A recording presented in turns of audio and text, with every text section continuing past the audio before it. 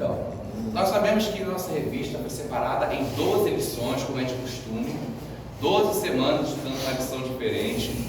E aqui eu vou trazer só os principais temas, os principais tópicos de cada uma dessas lições. Vamos relembrar os títulos das lições e mais a passagem-chave de cada uma delas. O primeiro, a vida ou morte em nossas palavras. Nós encontramos o fundamento em Provérbios 18, 21, que diz: a língua tem poder sobre a vida e sobre a morte. Os que gostam de usá-la comerão do seu fruto. Em primeiro lugar, pessoal, está aqui. A língua tem poder sobre a vida e a morte. Nossas palavras, pessoal, são armas muito poderosas mesmo, e podem ser usadas tanto para o bem quanto para o mal. Podemos proferir bênção, mas também podemos proferir maldição. Isso, pessoal, é uma coisa que precisamos ter muito cuidado, porque quem gosta de usar a língua vai comer do seu fruto. Se a gente usar bem as nossas palavras, vamos colher coisas boas. Se usarmos mal, vamos colher coisas más. Isso é óbvio. Aí vamos as consequências quando a gente fala alguma coisa que desagradou tanto ao próximo, mas principalmente quanto a Deus. E aí a gente vê o erro que a gente comete, a gente vê o tamanho do problema que a gente causou. E aí a gente sente uma culpa tremenda, um remorso, um arrependimento sincero. Mas infelizmente as consequências vêm. Não importa o que façamos, não importa o que falemos, perdão. Se a gente falar bem, vai vir bem. Se falarmos mal, vai vir mal. Por isso que a nossa língua precisa ser muito controlada. Muito, porque se uma única palavra escapulir errado de nossa boca, aí, pessoal, infelizmente... Oi? Alguém falou? Tá. Eu vi uma voz aqui, desculpa. Se a gente usar mal a nossa língua, saibam de uma coisa: se a gente usar mal, quem fica alegre é o diabo. Que quando a pessoa usar mal a sua língua, usando tanto para falar tanto, fazer tanta besteira, falar tanta coisa que tão desagradável aos olhos de Deus, o diabo se alegra. Porque quando o diabo se alegra, quer dizer que ele está roubando uma vida que pode ser levada para ele, para condenação. Isso é inevitável. Por isso que a pessoa nós temos que tomar muito cuidado com o que a gente fala. Nossas palavras têm um poder tremendo. Por isso que o nome da revista é essa: Palavras que peso do vento, palavras que transformam. Temos que tomar muito cuidado com a nossa língua, porque se acontecer falar acidentalmente qualquer coisa desagradável para alguém ou até mesmo para Deus, a gente sabe que as consequências vão vir. Parte número 2. A palavra que cura ou fere, que também está em Provérbios, só que Provérbios diz 12, versículo 18: há palavras que ferem como espada, mas a língua dos sábios traz a cura. Eu tenho certeza que todos nós aqui, um dia nas nossas vidas, sofreram algum tipo de ofensa grave, ou talvez alguém falar pelas nossas costas, alguma coisa que a gente já fez, alguma coisa que a gente fez e incomodou essa pessoa, falar pelas costas. A gente sabe, infelizmente, já aconteceu muito comigo, mas entenda uma coisa: eu, assim como todos nós, precisamos entender o seguinte: alguém fala por trás da gente, Deus está vendo, Deus está ouvindo. A gente não pode esquecer que quando Jesus voltar, a gente vai prestar contas para Ele, inclusive das nossas palavras. Tudo que a gente falou da nossa vida aqui na terra, Deus vai prestar conta de nós lá no dia do julgamento final. Aqui também diz: a língua dos sábios traz cura. Irmãos, entenda uma coisa. Tenho certeza que muitos de vocês já foram ofendidos, mas vocês alguma vez receberam, com certeza, alguma palavra de consolo, de conforto, de encorajamento, de recomeço. Toda vez que a gente vem aqui ao culto para ouvir uma palavra de Deus pregada por um dos nossos pastores, tenho certeza que muitos de vocês já passaram por momentos turbulentos, difíceis, vergonhosos, mas quando Deus usa o bispo, o pastor Renato, o pastor André para falar aos nossos corações, e quando a gente recebe essa palavra, o Espírito Santo fala tanto no nosso coração que a gente fica maravilhado. Porque não é apenas o bispo, os outros pastores falando, é o próprio Deus falando. É o Espírito Santo ministrando nos nossos corações. Nós temos que ser gratos a Ele. Porque se fosse assim, nós não estaríamos aqui. Enquanto muitos querem ouvir palavras de que você vai vencer, você vai conquistar, que você vai ser alguém grande na vida, como falam muitos coaches aí, que a gente conhece, o que a Bíblia diz? Que a gente tem que encontrar o quê? O que Jesus nos ensina? Vinde a mim, todos vocês que estão cansados e sobrecarregados, e eu lhes darei descanso. Ou seja, eu acho que eu tenho certeza absoluta, uma palavra vinda do coração do próprio Cristo é muito mais encorajadora do que uma palavra de um coach. Muita gente, muitas igrejas, nós sabemos que chamam coaches para virem para cá, para as igrejas, né? Perdão. Mas aí é o seguinte, enquanto os coaches falam de vitória, conquista, que vai ser alguém, vai comprar carro, vai comprar aquilo que tanto sonhou, a gente precisa entender que isso não é o suficiente para adquirir um consolo verdadeiro. O consolo verdadeiro está em Cristo. Se nós estivermos cansados e sobrecarregados, Ele vai nos aliviar, Ele vai nos restaurar, Ele vai nos consolar, porque Ele consola aqueles que estão tristes, consola aqueles que estão de coração abatido, consola aqueles que estão passando por momentos turbulentos em suas vidas. E Jesus está aí. Ele é o maior exemplo de sabedoria. Ele é tanto filho do homem, filho de Deus, mas Ele é o próprio Deus. Ele é a palavra viva de Deus que desceu do céu. E por isso nós temos que dar muita glória a Ele, porque se não fosse por Ele, nós não estaríamos aqui. Podem ter certeza disso. Pode falar aí, galera. A palavra é um modo de se comunicar com Deus, né? Nós somos o único ser que tem essa palavra. Sim. Não existe outro ser sobre a terra que se comunica com Deus. Então Deus deu a palavra para ver um ato de comunicação entre a criatura que Ele criou e o ser que é Ele, né? Por isso que Ele falou fazer o homem a minha semelhança e a minha imagem. E a palavra dele tem que ser sim, sim, não, não. Com certeza, com certeza. Por isso, então, lembre-se uma coisa: nós que somos cristãos precisamos tomar muito cuidado, tá bom? Eu encorajo vocês. Se vocês conhecerem alguém, algum amigo, tanto crente quanto não crente, que esteja passando por um momento de turbulência, dificuldade, de luta, que vocês permitam ser usados por Cristo para trazer uma palavra de renovo, de consolo, de encorajamento a essas pessoas. Porque o verdadeiro encorajamento vem da palavra de Deus. Porque enquanto muitos pregam o que está no coração, a gente prega o que Cristo diz em sua palavra. Por isso que eu sempre canso de dizer, a palavra de Deus é a arma mais poderosa que existe nesse universo. Porque palavras do coração, palavras que Deus coloca no nosso coração para falar com o nosso próximo, tem um poder tão tremendo que até nosso próximo pode ficar sem palavras. Assim, como a gente pode dizer assim, como é que esse cara sabe tanto? Como é que esse cara pode ter esse dom do conselho, do consolo, do encorajamento verdadeiro? E a resposta é isso: só Cristo pode nos ajudar. Que o poder dele entre nós e para que ele opere através de nós, para que usemos as nossas palavras com muita sabedoria, para encorajar, para consolar, e que não deve ser usado para ferir. Precisamos guardar muito a nossa língua, muito. Bom, um coração revelado pela boca. Mateus 12, 33 ao 37. Considerem: uma árvore boa dá fruto bom e uma árvore ruim dá fruto ruim, pois uma árvore é conhecida por seu fruto. Raça de víboras, como podem vocês que são maus dizer coisas boas? Pois a boca fala o que está cheio o coração. O homem bom do seu bom tesouro tira coisas boas, e o homem mau do seu mau tesouro tira coisas más.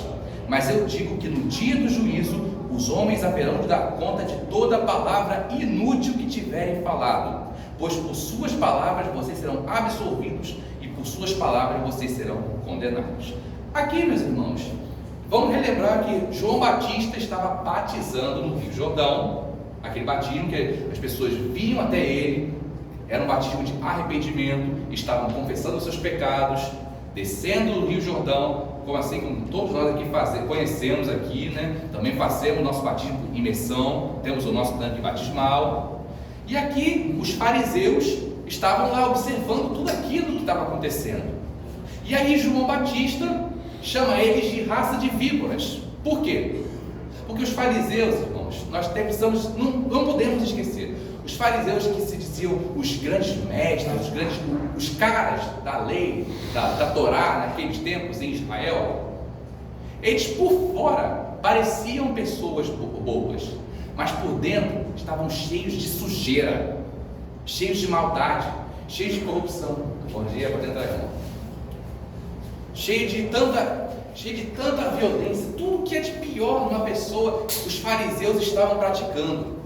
Porque isso tem uma história. Eu não vou contar mais detalhes para não estender nossa aula, porque temos que sair daqui 9h20. Mas os fariseus foram chamados de raça de víbora por causa disso. Eles eram bons por fora, mas por dentro estavam mortos. É como Jesus chama eles de sepulcros caiados. E aí João Batista diz: o homem bom do seu fruto, do seu bom tesouro tira coisas boas, mas o homem mau tira do mau tesouro tira coisas más. Mas eu digo que no dia do juízo os homens haverão de dar conta de toda palavra inútil que tiverem falado. Aqui entenda uma coisa, eu não esqueço disso. João Batista foi chamado de endemoniado pelos fariseus. Por quê? Ele vivia no deserto, se vestia de uma forma que eles achavam meio esquisita, ele comia gafanhotos e mel silvestre, e aí os fariseus chamaram ele de endemoniado, diziam que ele estava louco ao fazer uma coisa dessa. Mas João Batista, sabemos que ele foi o profeta Elias, que foi dito no Antigo Testamento, que ele reconciliaria os pais aos filhos e os filhos aos pais. E aí João Batista vem, nascido na velhice de Isabel e Zacarias, e aí ele morou no deserto pregando o batismo de arrependimento, mas ele também estava aguardando a vinda de Jesus. Porque até foi dito que não era ele o Cristo, mas viria alguém que ele não seria capaz de desatar as suas sandálias. E aí os fariseus, tanto João Batista quanto Jesus, foram chamados de endemoniados pelos fariseus. Todos eles. De tanta maldade que estava no coração dos fariseus, eles começaram a falar tanta coisa errada. O pior é que eles chamaram Jesus de endemoniado, e aqueles também cometeram a blasfêmia contra o Espírito Santo, dizendo que as obras de Jesus são através do diabo. Ou seja, eles cometeram o pior pecado de todos. Pior, o único pecado na Bíblia que não tem perdão. Único. E aí Jesus diz: quem blasfema contra o Filho do Homem é perdoado, mas quem blasfema contra o Espírito Santo jamais será perdoado, nessa e na vida no porvir. Por isso precisamos tomar muito cuidado, muito cuidado. Eu também passei por situações dessas, onde não controlei meu coração, acabei falando o que não devia para algumas pessoas, mas hoje em dia eu estou sentindo uma paz tão tremenda que eu tenho certeza que o Senhor já me perdoou pelos meus pecados, o Senhor agora está me dando uma nova chance, o Senhor está me restaurando aos poucos, sim, tenho certeza. O que eu fiz no passado, sim, eu sofri pra caramba pelo que eu fiz no meu passado, muito, mas eu tenho certeza que os dias estão passando e Deus tem me consolado, Deus tem me restaurado, e hoje, para a glória dele, eu estou muito melhor. E aí, mas se não fosse por isso, eu não sei o que aconteceria depois, mas eu tenho certeza que a mão de Deus me pegou no meu coração, segurou a minha mão e me reergueu para a glória dele. Quando o silêncio vale ouro, Eclesiastes capítulo 3, versículo 7, parte B: tempo de calar e tempo de falar. Então, o que isso quer dizer? Às vezes, irmãos, quando a gente não controla a nossa língua, o nosso falar, e como eu falei anteriormente, a gente acaba sem querer falando algo errado e acaba prejudicando tanto o próximo quanto o próprio Deus.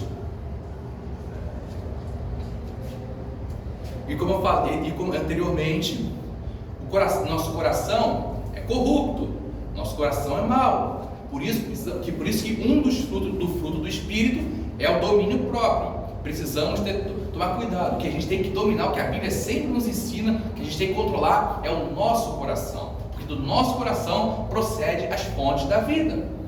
O coração pode ser usado tanto para o bem quanto para o mal. Por isso, quando a gente está diante de uma situação e que é necessário ou falar ou ficar quieto, a gente tem que entender, porque o silêncio pode ser uma arma muito poderosa para muitas situações, muitas mesmo. Quando você tiver a oportunidade de falar, fale, mas quando a gente vê uma situação que não seja necessário falar, então temos que ficar quietos, porque às vezes o silêncio pode nos recompensar em certas situações.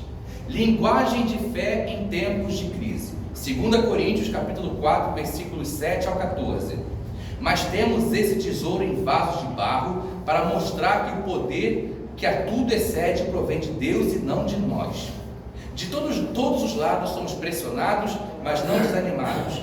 Ficamos perplexos, mas não desesperados. Somos perseguidos, mas não abandonados.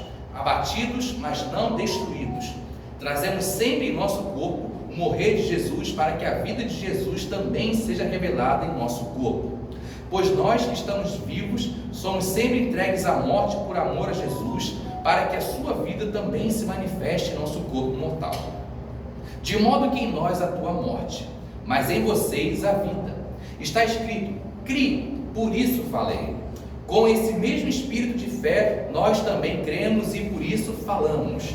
Porque sabemos que aquele que ressuscitou o Senhor Jesus dentre os mortos, também nos ressuscitará com Jesus e nos apresentará com vocês. Ou seja, está aqui.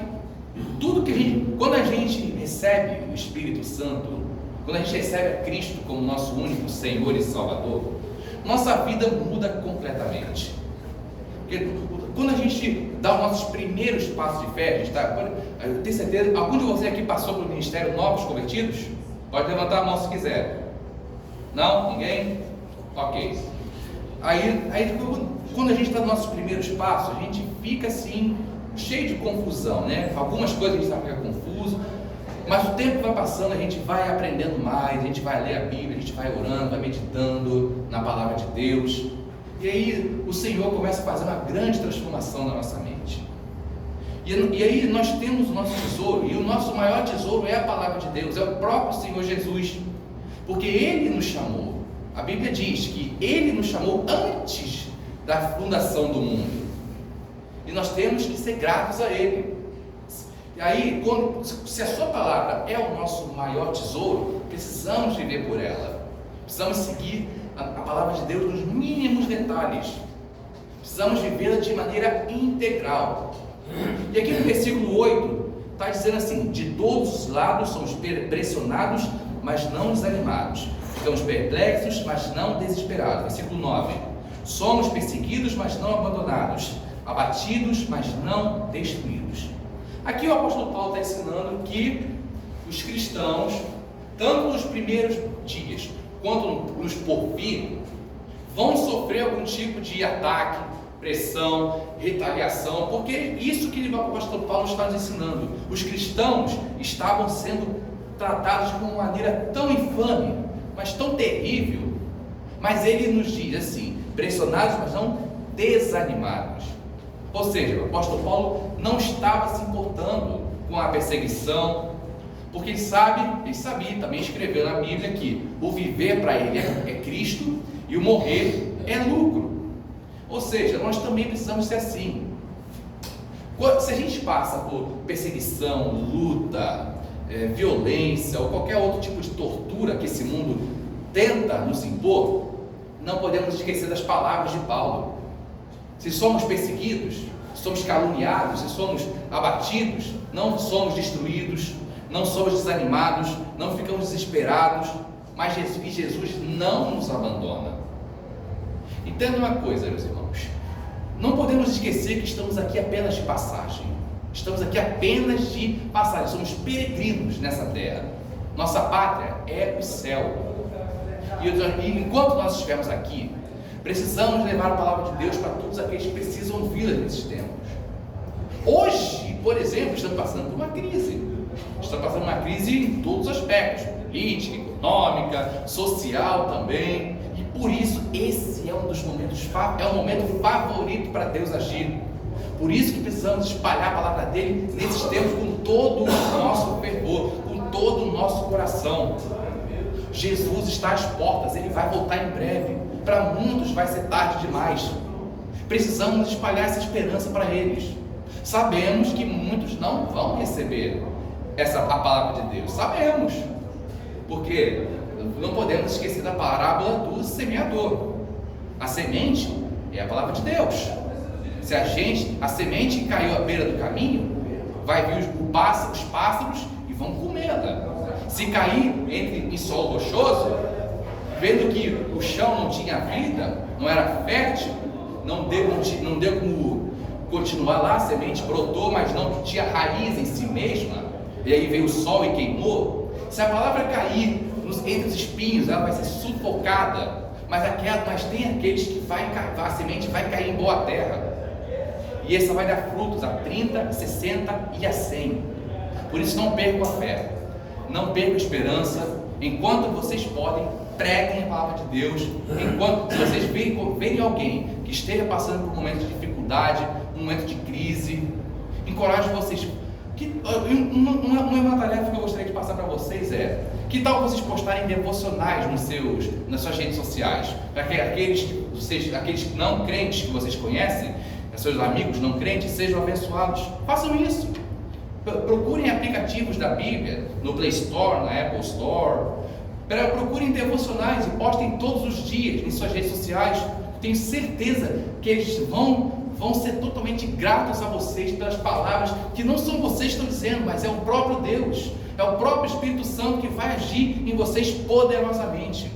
E se a gente crê, quando a gente aceita Jesus, a gente crê. Não podemos deixar de falar o que a gente sentiu e o que a gente tem visto. O que Deus fala, precisamos espalhar. Se a gente crê, precisamos fazer a nossa parte. Não temos que ficar envergonhados, não temos que ficar pressionados, não temos que ficar com receosos, não podemos. Temos que fazer a nossa parte. Por isso façam, encorajo vocês. Não deixem de pregar. A língua do tolo e a língua do sábio. Provérbios 15, versículo 2. A língua dos sábios torna atraente o conhecimento, mas a boca dos tolos derrama insensatez. Irmãos, Provérbios capítulo 1, versículo 7 nos ensina que o temor do Senhor é o princípio da sabedoria. Quando a gente começa a nossa caminhada, a gente começa assim, como eu falei, a gente fica meio confuso, desnorteado, cheio de perguntas, né? Precisamos saber. Mas aí entenda uma coisa: quando a gente já tem o nosso primeiro contato com a palavra de Deus, a gente tem o nosso primeiro encontro com Jesus, demos o primeiro passo. O segundo passo é o batismo. Todos nós aqui passamos pelas águas do batismo. Então, primeiro nós aceitamos a Cristo, nosso único Senhor e Salvador. Depois fizemos o curso de batismo, sepultamos nossa velha natureza. Mas entenda uma coisa: como eu falei, a verdadeira sabedoria é aquela que procede da boca, da palavra de Deus. Muitos se acham sábios apenas por experiências que ganharam na sua vida. Eu não estou dizendo que quem não seja experiente não seja sábio, não. Eu estou dizendo que a sabedoria, mesmo com a experiência da vida, tem que ser incluída com a palavra de Deus. Tem que ser. Porque a sabedoria humana, aquela que procede sem Deus, é chamada na Bíblia de demoníaca. Mas a sabedoria que vem tanto das experiências quanto de Deus é uma sabedoria verdadeira. Porque o Senhor Jesus é o maior exemplo de sabedoria. Ele sabe que Ele é o próprio Deus, mas também houve outros exemplos. Até mesmo o próprio Salomão, que Deus disse: depois dele ninguém seria mais sábio do que ele. Porém sabemos o fim que levou Salomão. Ele casou com mulheres estrangeiras, Ele ergueu altares aos deuses pagãos em Israel. E aí depois, o que aconteceu? O reino foi dividido, reino do norte, reino do sul. Aí aconteceu um grande problema para a nação de Israel naquela época. Mas a sabedoria de Salomão veio de Deus, que ele foi o homem mais sábio que já existiu. E aí, quando Jesus veio, ele apenas mostrou ao mundo, a todos, como era viver realmente em sabedoria. Nós, como cristãos, somos assim, somos pequenos cristos. Jesus é o nosso maior exemplo de vida, e por isso precisamos seguir os passos dele integralmente. Precisamos ser sábios aos olhos dele, precisamos ter muito conhecimento da palavra de Deus, porque só assim nós vamos evangelizar da forma correta, sem condenar, sem apontar o dedo, sem dizer que a pessoa vai sofrer consequências. Não, porque a gente tem que entender o seguinte: a Bíblia diz sim, quem crê será salvo, mas quem não crê será condenado. Mas não podemos esquecer que, enquanto Jesus não volta, como eu falei, precisamos sim ter a esperança de que aqueles que a gente se importa, aqueles que a gente tem muita consideração, tanto amigos quanto família, parentes, enquanto ainda há tempo, precisamos espalhar. Se Jesus está às portas, vamos espalhar com mais intensidade, com mais fervor. Maldição ou bênção com a mesma boca. Tiago capítulo 3, versículos 9 ao 10. Com a língua bendizemos o Senhor e Pai, e com ela amaldiçoamos os homens, feitos à semelhança de Deus. Da mesma boca procedem bênção e maldição. Meus irmãos, não pode ser assim. Aqui Tiago está nos ensinando que com a língua nós bendizemos a Deus, mas também amaldiçoamos os homens feitos à imagem e semelhança do Criador. Tiago 3, versículos 9 ao 10. Está na lição 7. Tá? Oi? Conhecimento, muitos têm. Mas o interessante é você ter discernimento. Como lidar com o conhecimento. Tem pessoas que têm conhecimento da Bíblia de trás para frente, mas não tem discernimento de Deus. Pois é. A gente pode ter o conhecimento, mas o ideal, o essencial é ter o discernimento, saber discernir aquilo que nós conhecemos. Isso. Porque a gente conhece tanto o mal como o bem. Mas começa a ter que seguir Deus, né? Então é muito importante isso também, né? Porque eu conheço um juiz que vai lá para comprar as coisas, ele tem um conhecimento tremendo, não é um juiz, porque ele é inteligente para ser juiz, né? Estudou muita coisa, mas ele já tem 2 casamentos, trai a mulher. Então, por isso que... Então o conhecimento dele serve para quê? E é um homem que julga lá o casal que vai diante dele, discernir um pouquinho que largou a mulher, vai aconselhar o casal que não se deve de se divorciar, enquanto ele já está divorciado 2 vezes. Olha, a gente só. O conhecimento dele, sem sentimento, a gente sabe, o casamento verdadeiro, gente, a gente sabe que, tem que ser, olha só, a Bíblia nos ensina que o casamento tem que ser verdadeiro, tem que ter amor, tem que ter união, tem que ter respeito. Mas aí é o seguinte, até vida o juiz é cristão, você falou? Não, ele não é cristão, mas ele entende, ele tem um conhecimento, mas não tem discernimento. Não tem discernimento, né? Então, a Bíblia nos ensina que por exemplo, vamos imaginar que uma mulher cristã esteja casada com um homem não cristão. A Bíblia nos ensina o quê? Se a mulher ou o marido consentem em ficar um com o outro, ou mesmo um deles sendo ou cristão ou não cristão, se a Bíblia nos diz isso, a palavra de Deus nos ensina, diz o quê? Um deles é santificado. Se a esposa é crente, o marido não é crente, e ambos concordam em continuar juntos, o marido não crente é santificado pela esposa crente. Da mesma forma, a esposa não crente é santificada pelo marido crente. Porém, a Bíblia nos ensina que julgo desigual não é coisa de cristão, né?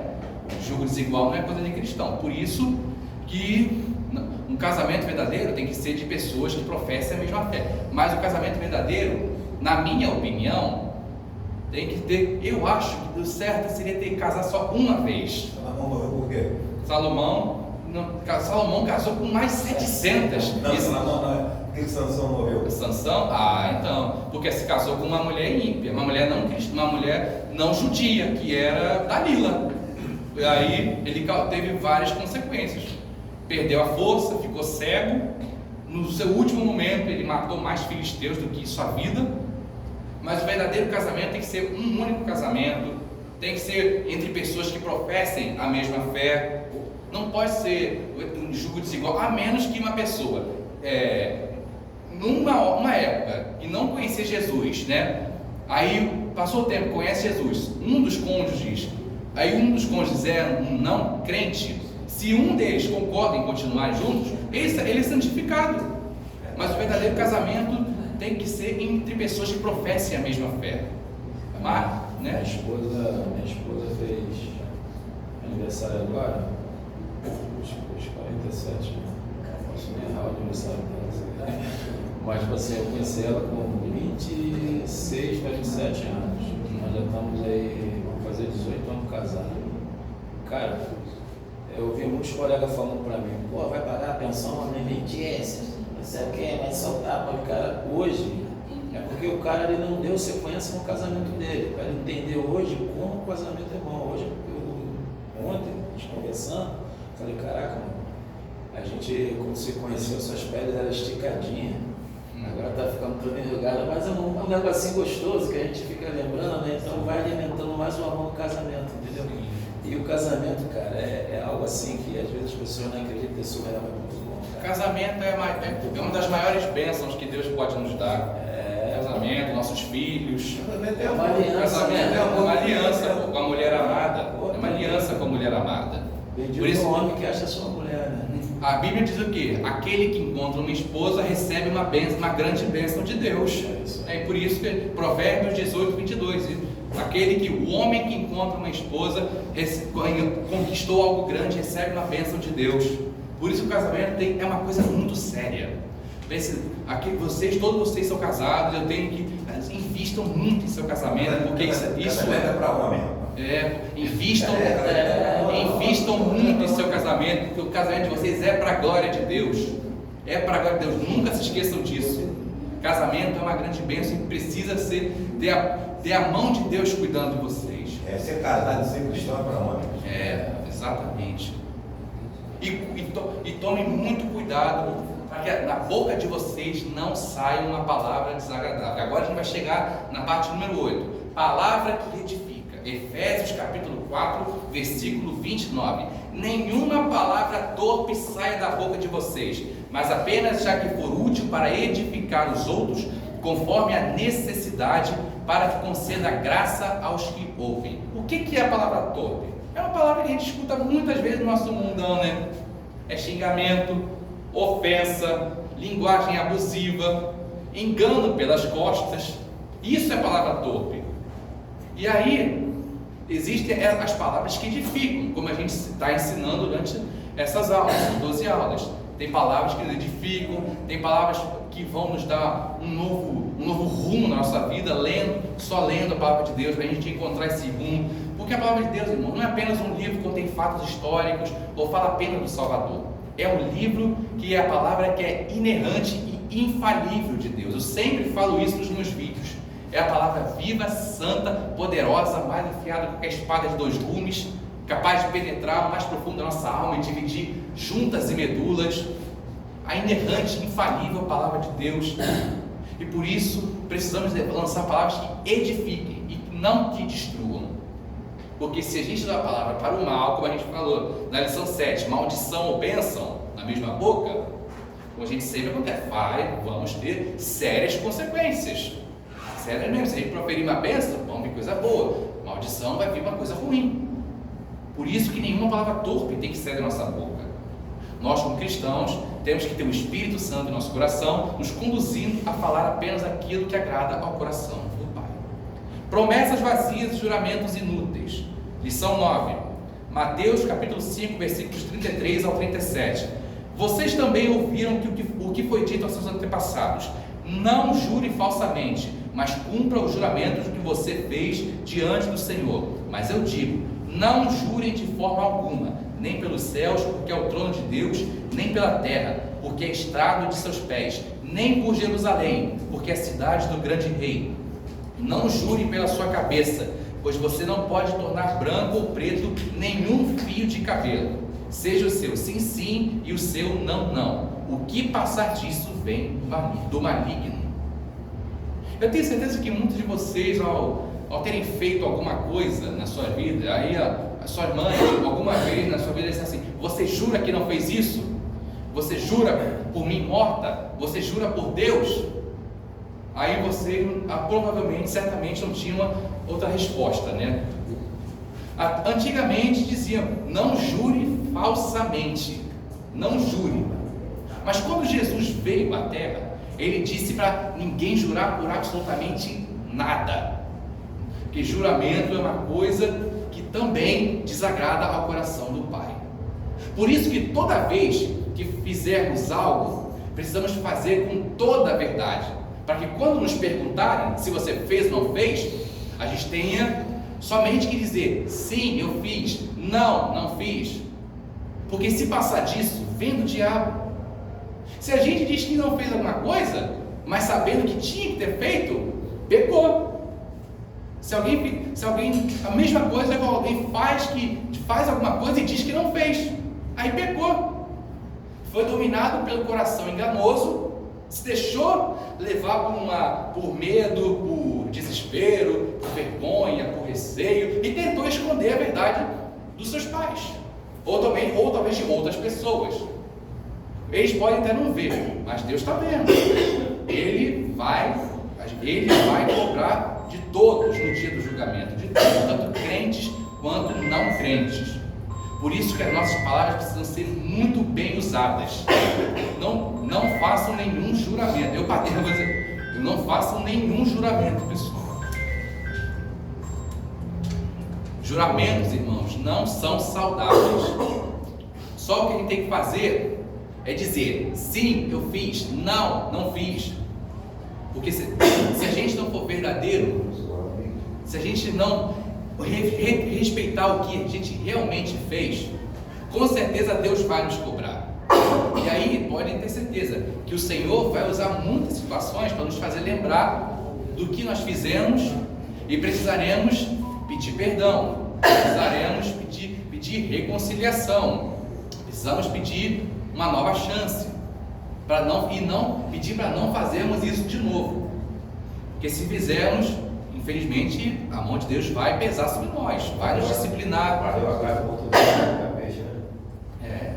Aí a mãe vai lá mexendo o tapete, sai a sujeira debaixo do tapete. Verdade. Assim vai ser Deus conosco. Verdade. Vai achar a nossa sujeira. Lição 10. A última palavra é de Deus. Isaías capítulo 55, versículos 9 a 11. Assim como os céus são mais altos do que a terra, também os meus caminhos são mais altos do que os seus caminhos, e os meus pensamentos são mais altos do que os seus pensamentos.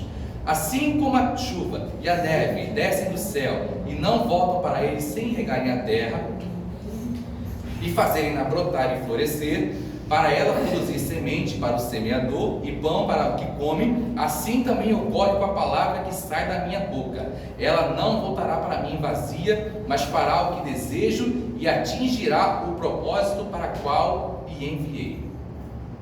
Aqui o profeta Isaías estava numa época em que o povo de Judá estava corrompido, movido pela idolatria, pela feitiçaria. Muita gente está envolvida nisso também. Hoje em dia, é muito comum a gente ver isso. Gente envolvida na idolatria, na feitiçaria, no ocultismo. E o povo de Judá estava assim na época de Isaías. Eles estavam profetizando assim, que futuramente eles seriam levados para o exílio na Babilônia. Ficariam cativos durante 70 anos na Babilônia. Mas o que me chama a atenção nessa passagem é o seguinte: quando Deus diz que os meus caminhos são mais altos do que os seus caminhos, e os meus pensamentos são mais altos do que os teus pensamentos. Irmãos, eu fico maravilhado com essa passagem, porque mesmo a gente sendo uma pessoa mal, assim como o povo de Israel, muitos tendo um coração corrompido, e muitos estavam lá, aqueles que não conhecem a Cristo e que têm um coração tão perverso, tão violento, tão mau, tão cheio de tanta coisa suja. Aí Deus diz que os meus caminhos são mais altos do que os seus caminhos, os meus pensamentos são mais altos do que os seus pensamentos. Isso é maravilhoso. Ou seja, quando uma pessoa que não conhece a Cristo lê uma passagem dessa, ela fica maravilhada, porque ela entende que, tudo que ela tem feito na vida não tinha valor, não tinha nada a ver com que Deus tinha para ela. E aí, quando ela escuta uma palavra, e ela também diz, eu lembro dessa passagem do congresso que eu fiz, que é Jeremias capítulo 29, versículo 11, que diz: eu é que sei os pensamentos que tenho a vosso respeito, diz o Senhor, pensamentos de paz, não de mal, para vos dar o fim que desejais. Nessa passagem, o povo de Judá já estava cativo na Babilônia. E aí, quando Jeremias escreve essa carta ao povo, ele dá um grande encorajamento, porque Deus disse que Ele que sabe os planos que tem para eles, que são planos de paz, não mal, planos de fazer prosperar, dar um futuro, uma esperança. Isso com certeza deu muito ânimo para muitos, com certeza deu. E essa palavra tem que dar ânimo para essas pessoas que também não conhecem a Cristo. A gente sabe que, se a pessoa que não conhece a Cristo, mas tem um primeiro contato com essa palavra, pode ser que ela venha sim a tomar uma decisão. Pode ser, porque para Deus nada é impossível. Ele pode sim converter um ateu, ele pode converter um muçulmano, pode converter um espírita, pode converter um mormon, ele pode converter, porque ele tem poder para isso. E aí a pessoa precisa entender o seguinte: poxa, eu estou assim nessa vida, eu estou fazendo tanta coisa errada, mas Deus está dizendo que tem planos para mim, os planos dele são mais altos e melhores que os meus. Ele tem planos de me fazer prosperar e me dar um futuro e uma esperança. E aí, quando a pessoa lê e entende isso, aí, para a glória de Deus, a gente ganha uma vida, porque a pessoa podia estar caminhando para a morte, mas quando ela tem contato com a palavra de Deus, ela está caminhando para a vida eterna, uma nova chance, um novo rumo, uma nova mente, um novo coração. E precisamos sim fazer a nossa parte. Essa pessoa, além do devocional, eu encorajo você, uma pessoa que você diz que precisa muito ouvir uma palavra de Deus, eu recomendo vocês compartilhem esse versículo com essas pessoas, para que ela tenha assim um novo rumo, um ânimo na sua vida. Ela está cansada, está sobrecarregada, está depressiva, ela está indisposta, está paralisada em sua caminhada. Mandem esse versículo para eles, que eles vão ficar maravilhados com o tamanho e poder da palavra de Deus. Lição 11. Perdão. E ela não voltará para mim vazia, mas fará o que desejo e atingirá o propósito para o qual enviei. Está aqui, como eu disse, a última palavra de Deus. Se a pessoa está caminhando para a destruição, Deus pode trazer vida para ela. E Deus pode transformar tremendamente a sua mente, e ela nunca mais vai ser a mesma. Lição 11. A palavra branda que desarma conflitos. Provérbios 15, versículo 1. A resposta calma desvia a fúria, mas a palavra ríspida desperta a ira. Irmãos, essa passagem também é uma passagem que eu tenho vivido nos últimos 6 anos. Que há 6 anos atrás eu passei por uma situação tão ruim na minha vida, que eu acabei colhendo esses frutos, né? Mas aí entendo o seguinte: quando Jesus diz quando a palavra de Deus diz que a resposta calma desvia a fúria, mas o que entendo, o negócio é o seguinte: quando a gente fala alguma coisa desagradável para uma pessoa, e essa pessoa não queira mais falar com a gente, quer nos descartar, e aí eu entendo que, se um dia Deus permitir, se um dia Deus estender a mão para ouvir, estender a mão para prover o que a gente está pedindo, claro, no tempo certo, na hora certa, na vontade dele, quando ele nos dá essa oportunidade, até mesmo para se desculpar com essa pessoa que a gente fere, pode ser assim por meio de uma conversa branda, uma conversa calma, dizer para ela que a pessoa está arrependida, a pessoa não age mais daquela maneira, não age mais não age mais com essa mente corrupta, com essa mente cheia de medo, cheia de ansiedade, cheia de desespero, cheia de conclusões precipitadas que tiram e acaba sem querer falando o que não devia, como aconteceu comigo. E aí quando um dia Deus permite que a gente encontre essa pessoa, e aí a gente tem uma conversa branda com ela, com ele, entenda uma coisa: a conversa boa pode muito pelos seus efeitos. Se a pessoa fala com calma, com coragem, com determinação, dizer que está disposto a mudar, disposto a fazer certo uma outra vez, aí eu tenho certeza de que não apenas ela, mas Deus também dá uma nova chance. Porque Deus, um dos ministérios favoritos dele é o ministério da reconciliação. Mas a gente não pode esquecer que a palavra de Deus a última palavra é de Deus. Isso só vai acontecer se Ele quiser que aconteça. Se Ele não quiser, vamos seguir nossas vidas, vamos seguir em frente, buscando o reino de Deus em sua plenitude, em primeiro lugar. E se uma palavra ríspida vier à nossa boca, com certeza vai sair uma contenda, vai sair uma briga, um desentendimento. Por isso que a nossa boca tem que ser usada com muito cuidado, porque senão, meus irmãos, a coisa fica muito feia. Se um conflito surgir, se a pessoa, por exemplo, começa uma confusão, uma briga generalizada, ou por causa de um desentendimento, alguma outra coisa parecida, infelizmente vai ser muito desagradável para a pessoa, para nós, mas principalmente para Deus. E para encerrar nossa lição, nossa revista, lemos que palavras de gratidão em tempos difíceis, que está em 1 Tessalonicenses, capítulo 5, versículo 18. Deem graças em todas as circunstâncias, pois esta é a vontade de Deus para vocês em Cristo Jesus. Ou seja, se a gente está passando por um momento bom, temos que agradecer. Se estivermos passando por um momento ruim, também temos que agradecer. Por quê? Porque no momento ruim, Deus estabelece um propósito. Assim como foi vários exemplos na Bíblia. José foi vendido como escravo pelos seus irmãos, por ele ter sonhado o que aconteceria 20 anos depois. E aconteceu. Só que aí o que aconteceu? José não se deixou levar pela dor, não se deixou levar pelo sofrimento, não se deixou levar por aquelas feridas que ele sentiu ao ser rejeitado e vendido pelos próprios irmãos. Os irmãos de José queriam matá-lo, mas depois mudaram de ideia e o venderam como escravo. Mas José não se deixou abater.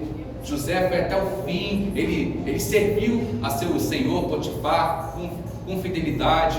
Ele evitou um pecado, que ele foi acusado pela esposa de Potifar por ter tentado violentá-la. Mas mesmo José, tanto na casa de Potifar quanto na prisão, José foi levado para a prisão, ele se manteve íntegro. Ele não se deixou abater pela situação. Ele se tornou administrador da casa de Potifar, se tornou mordomo da casa de Potifar. Na prisão, ele se tornou o chefe dos prisioneiros. E aí, depois de 2 anos preso, José tem um encontro com o faraó, porque ele teve um sonho, ninguém sabia interpretá-lo. José tinha o dom da interpretação, um dom vindo do próprio Deus, e ele foi honrado depois de ter feito uma interpretação correta, porque foi a resposta de Deus, não foi do próprio José, do coração de José, e ele foi honrado como governador do Egito. Mas José, nas situações ruins que ele passou, ele recebeu o ódio dos irmãos, tentaram matá-lo, vendê-lo como escravo, depois ele foi preso, ele se manteve firme e honrou a Deus. E aí, esse é um dos nossos grandes exemplos. Paulo também fez isso. Quando ele que escreveu a primeira carta aos Tessalonicenses, porque para nos ensinar que nesse versículo, que em tanto situações boas quanto ruins, precisamos dar graças.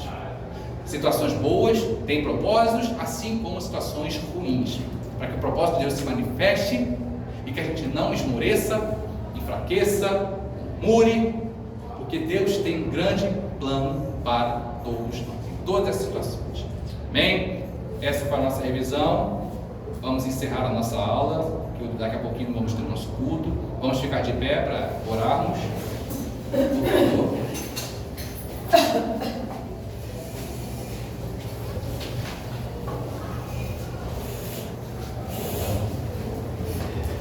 Vamos esperar o irmão.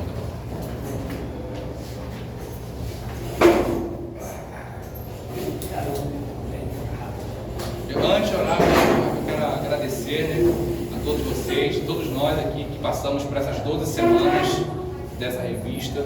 Foram 12 semanas abençoadas, pudemos ouvir a voz do Senhor tremendamente. Agora, daqui semana que vem, nós vamos entrar numa nova revista, que são os fundamentos da nossa fé.